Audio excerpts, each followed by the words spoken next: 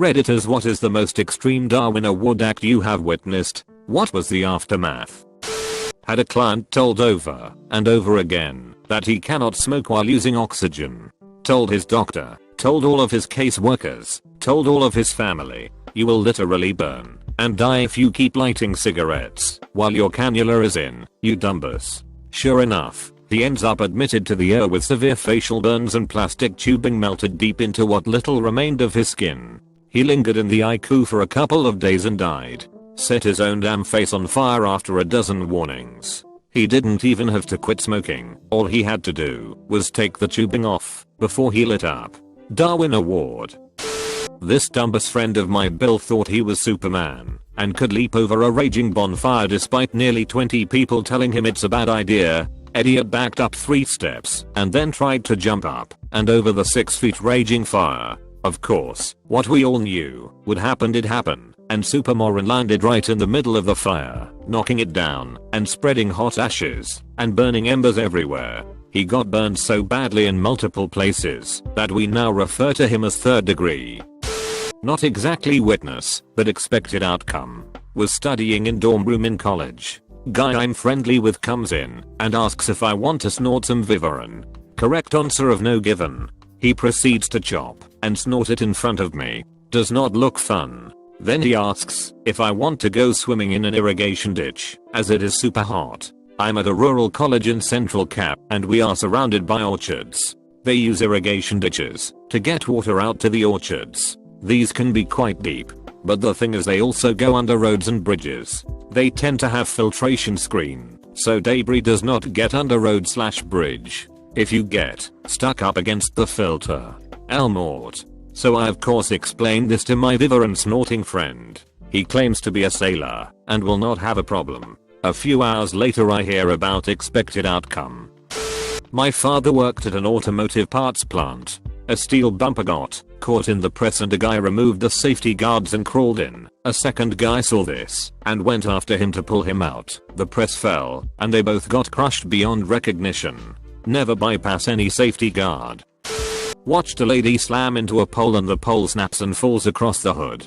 The transformer slams the ground and the wires are draped across the car. She jumps out and starts pulling wires off the truck while I'm running and yelling stop. Stop. Don't tell, and she gets electrocuted and thrown on her ass. I've already called 911 by this point and told them the situation. She's completely unresponsive as I'm slapping her face and checking her pulse. I realize she has 2 kids in the truck and now I'm terrified they are going to be electrocuted, so I yell at them to not move. My friend starts CPR. We're ex-lifeguards on the lady and I get to the kids. Not knowing what wires do what, I got them to climb out the back window into the truck bed. At that moment, the mom suddenly wakes up and immediately attacks my friend.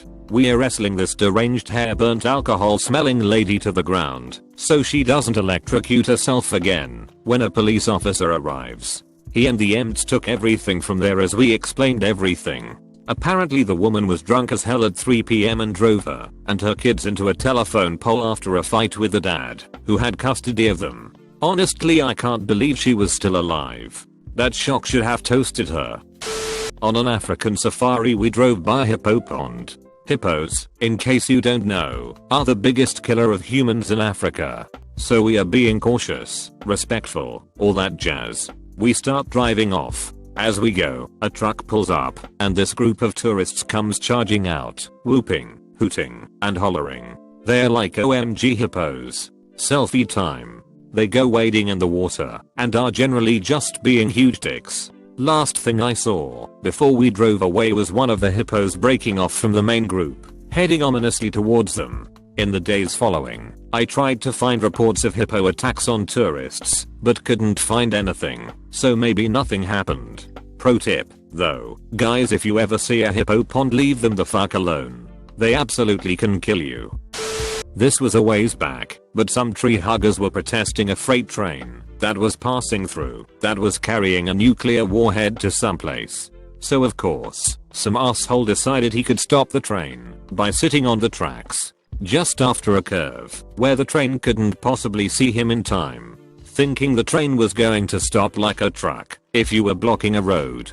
This dumb fuck actually stayed on the track when he saw it wasn't going to stop, had more than plenty of time to move out of the way, and lost both legs. Then was blaming them afterwards. That was a whole new level of dumb fuckery I never knew existed. Few weeks ago, a guy from out the road was overtaking a truck on the M18 and tried to make the exit. It's not a full high-speed exit. It's 90 degrees and you really have to slow down for this one, but for whatever reason he was still in the passing lane. So he pulled front of the truck, hit the brakes, and didn't make it. Trucks can't stop on a dime. It plowed into his van, flipping it and sending him and his van about 20 meters up the embankment. It took the services a few hours to pick all the pieces of him off the road. My dad is a safety specialist at a printing company. He had a few good stories, but this one really takes the cake. So, one day at work some dude notices a rattlesnake on company grounds. Some people are called, and a small crowd of other employees gathers to take a look at it from a safe distance. Everything is under control. Then one of the employees gets a great idea. He rushes at the snake and attempts to grab it with his bare hands. This went about as well as you would expect. One that comes to mind in my own life. My buddy and I were walking along these train tracks. All is well, no trains, just having a stroll. So we come to this bridge and we laugh. Remember that scene in Stand By Me where they have to run from the train? Haha, that would never happen. So instead of heeding common sense we begin to cross the bridge. It's not massive. Perhaps 500 meters or so. And we are about halfway when, well, you all know where this was going. A train is coming behind us. Now I looked and noticed that the train was on the opposite set of tracks. So I was convinced that, while we were in pretty serious danger, if we didn't make it, we probably wouldn't die, as long as we didn't get sucked under somehow. Alas, we still ran like hell and my buddy was ahead of me screaming / laughing run dude run. So we booked it as fast as we could. Now remember, we could have actually ran towards the train and got off the bridge much easier lol, but instinct I suppose said run from the oncoming train. So we ran and ran without looking back. He made it off about 2 to 3 seconds before me, and then I made it just in time for the train to whiz past, as I suspected it was on the other tracks, so we were relatively safe, unless the wind / force had sucked us in. However, as I stood there, quite close to the tracks still, within literally 2 seconds of the train coming, another train whizzed past on the tracks we were on. So had we not started running right when we did, or if we fell, one or both of us would have died. Me and my buddy, we decided to go rock climbing. Only problem was we didn't bring our gear, because we have no gear, because we are not rock climbers. So we get about halfway up this 40-foot face and realize we just crossed the line between bravery and stupidity.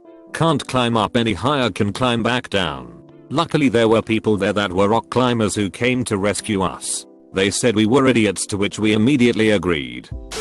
2 guys I went to high school with were apparently out on a boat along a river. They decided they wanted to walk across a bridge for freight trains for some insane reason. They dock their boat and climb up to walk on the bridge. Well, sure enough a train comes. I don't know the full details, but from what I understand one jumped off and the other tried running for it, but didn't make it in time and got creamed by the train. Took them 2 days to search for him. One of my first apartments I ever had was a proper slum. The landlord was a born into money spoiled asshole who was so cheap I'd bet he'd straighten bend nails to save a penny. I had a myriad of issues with the apartment, which he would always half-ass fix. There are many stories, but the closest to a Darwin Award I ever saw him get was this. The place was an icebox the first, and only, winter I lived there. When I finally complained, he brought some pose old as hell space heater. This thing lasted about 2 weeks at most and then died. His next solution was, him, just turn on the oven and leave it open. Me, are you serious? I know I don't pay electric, but that's not a good idea for a lot of reasons. Him, I know, but it'll be short term, so just do it for now. So I did. The short term solution lasted about 2 weeks before the stove blew out. Who would have guessed? I'll let him know, and after about a week of a freezing apartment and microwaved meals he comes to replace the oven. The one that was there plugged in. The new one needs to be wired directly. Should be simple. Replace the outlet. He proceeds to do this without turning off the power to the kitchen. About 3 minutes and he gets shocked so bad he has to sit down and recover. I almost called an ambulance, but a few minutes later he seemed fine, and he was a prick anyway, so whatever.